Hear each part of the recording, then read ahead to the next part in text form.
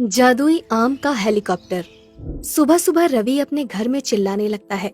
माँ, अरे ओ माँ, मेरा मोबाइल कहाँ है? इस घर में मेरा जीना ही हराम हो गया है। मैं कल ही शहर जाऊंगा। अब इस घर में रहने का मेरा कोई फायदा नहीं है। अरे क्यों चिल्ला रहा है? मुझे तो तेरा मोबाइल चलाना भी नहीं आता। गौरी से जाकर पूछ ले, उसी ने लिया होगा। माँ, तुमने गौरी को सिर पर चढ़ा रखा है। उसकी हिम्मत कैसे हुई मेरा मोबाइल छूने की? आखिर वो तेरी बहन है, कभी तो उसका ख्याल रखा कर। बहन है तो क्या मेरा सब कुछ रख लेगी? तेरे पिताजी बागीचे से आम तोड़ने गए हैं, वो भी अब बूढ़े हो गए हैं। जाकर उनका हाथ बटाया कर। आम की बोरियां वो अकेले ही उठाते हैं, तुझे शर्म नहीं आती है? दिन भर मोबाइल चलाता रहता है। माँ की बात सुनकर रवि तुरंत जंगल वाले बागीचे में चला जाता है। वहाँ उसके पिताजी आम तोड़कर बोरियों में भर रहे थे। पिताजी, आज मैं आपकी मदद करने के लिए आया हूँ। आज से मैं रोज आम की बोरियां उठाकर बाजार तक ले जाया करूँगा।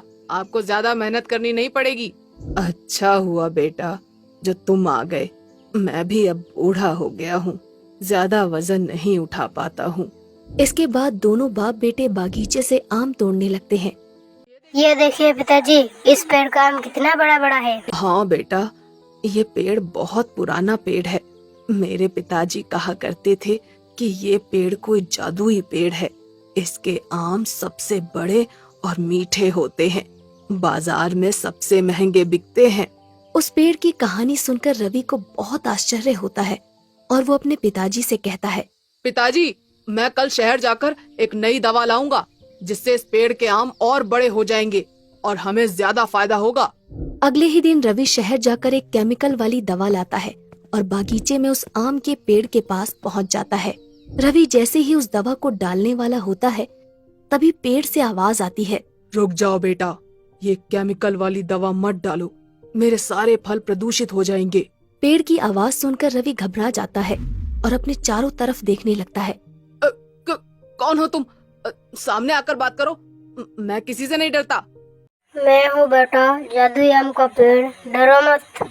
उस जादुई आम के पेड़ को देखकर रवि हक्का बक्का रह जाता है। पेड़ की एक नाक, दो आंखें और बोलने वाला मुंह भी था, और वो पेड़ बातें भी कर रहा था। तुम तो एक पेड़ हो, फिर तुम बोल कैसे सकते हो? मैं एक जादुई आम का पेड़ हूँ, इसलिए मैं सब कुछ कर सकता हूँ।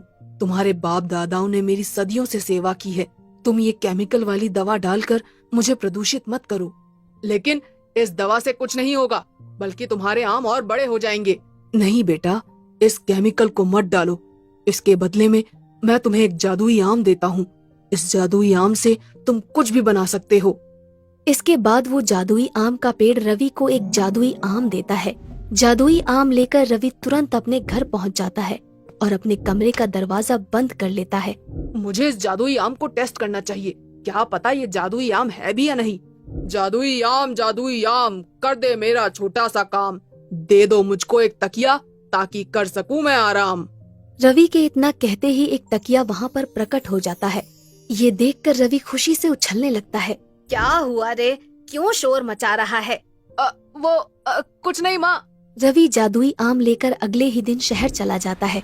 शहर पहुँचते ही वहाँ जोरदार बारिश होने लगती है। लगातार 2 दिनों तक बारिश होने के कारण सारे शहर में बाढ़ जैसे हालात बन जाते हैं। शहर की सारी दुकानें और बाजार बंद हो जाते हैं। रवि के पास खाने के लिए कुछ भी नहीं था, लेकिन वो जादुई आम की मदद से बहुत सारा खाना मंगा लेता है। एक दिन टीवी पर न्यूज आ रही थी, सारे शहर में बाढ़ जैसे हालात बन चुके हैं। सभी लोगों से अनुरोध है कि ज्यादा से ज्यादा लोगों की मदद करें और उन्हें खाने पीने की चीजें मुहैया कराएं। ये सब देखकर रवि के मन में एक विचार आता है, मुझे मेरी जादुई आम की मदद से लोगों की मदद करनी पड़ेगी। जादुई आम के हेलीकॉप्टर में बैठकर रवि पूरे शहर का चक्कर लगाता है और अच्छी तरह से देखता है कि कहां पर किस चीज की जरूरत है। तभी रवि की नजर सामने वाले नाले पर पड़ती है, जहां पर एक लड़की पानी में डूब रही थी। कोई है? कोई मेरी मदद करो, मुझे बचाओ। रवि तुरंत अपने आम के हेलीकॉप्टर से उसके पास पहुंच जाता है और उसका हाथ पकड़कर उसे अपने हेलीकॉप्टर में बिठा लेता है। आपका बहुत बहुत धन्यवाद। अगर आज आप नहीं आते तो मैं तो डूब ही जाती। अरे कोई बात नहीं। वैसे तभी वहाँ पर आर्मी वाले आ जाते हैं और जादुई आम का हेलीकॉप्टर देखकर आर्मी वाले समझते हैं कि ये कोई आतंकवादी है। तुरंत गोली मारकर इस आतंकवादी को मार दो। नहीं सर, मुझे लगता है ये कोई आतंकवादी नहीं है, क्योंकि उसने अभी अभी एक लड़की की जान बचाई है। लेकिन इसके पास इतना खूबसूरत हेलीकॉप्टर आया कहाँ से? और ये हेलीकॉप्टर तो आम का बना हुआ है, जरूर कुछ गड़बड़ है। आर्मी वाले अपने हेलीकॉप्टर से रवि के हेलीकॉप्टर का पीछा करते हैं। आर्मी वालों को अपने पीछे आता देखकर रवि एक बिल्डिंग के ऊपर अपना हेलीकॉप्टर लैंड करता है। आर्मी वाले भी वहाँ पर अपना हेलीकॉप्टर लैंड कर लेते हैं। रवि उस लड़की को वहाँ से जाने के लिए कहता है। कौन हो तुम और तुम्हारे पास ये आम का बना हुआ हेलीकॉप्टर कहाँ से आया? सर, ये जादुई आम का हेलीकॉप्टर है। इसकी मदद से हम शहर में हर किसी की मदद कर सकते हैं। अगर ऐसी बात है तो तुम्हें आर्मी ज्वाइन कर लेनी चाहिए। मैं कल ही अपने सीनियर से बात करूंगा और तुम्हें आर्मी में नौकरी दिलवा दूंगा। इससे तुम देश की सेवा कर पाओगे। इतना कहकर आर्मी वाले वहाँ से चले जाते हैं। रवि का एक दोस्त ये सब देख लेता है। अच्छा, तो ये बात है। जादुई आम का हेलीकॉप्टर रवि, आज से ये जादुई आम मेरा होगा। फिर मैं जादुई आम का हेलीकॉप्टर बनाकर खूब मजे करूंगा। रात होते ही रवि का दोस्त छुपकर रवि के कमरे में पहुंच जाता है। उस समय रवि सो रहा था।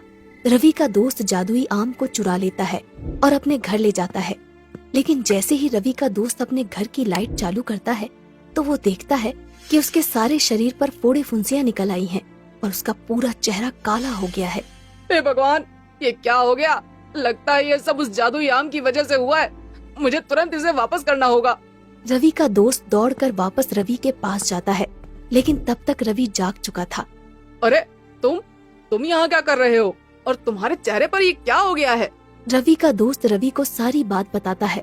लाओ, वो जादुई आम मुझे दे दो। मैं तुम्हारा चेहरा ठीक कर देता हूँ। और आगे से कभी भी ऐसा मत करना, वरना हमारी दोस्ती खत्म हो जाएगी। रवि जादुई आम की मदद से उसको ठीक कर देता है। अगले दिन आर्मी ऑफिसर रवि के पास आ जाता है। रवि, मैंने अपने सीनियर से बात कर ली है। अगर तुम चाहो तो आर्मी ज्वाइन कर सकते हो। तुम्हारा ये जादुई आम का हेलीकॉप्टर हमारी बहुत मदद करेगा और हम लोग मिलकर देश के दुश्मनों को धूल चटाएंगे। ये सुनकर रवि बहुत खुश हो जाता है और ये बात अपने घर वालों को बताता है और अगले ही दिन आर्मी ज्वाइन कर लेता है और अपने जादुई आम के हेलीकॉप्टर से देश की सेवा करने लगता है।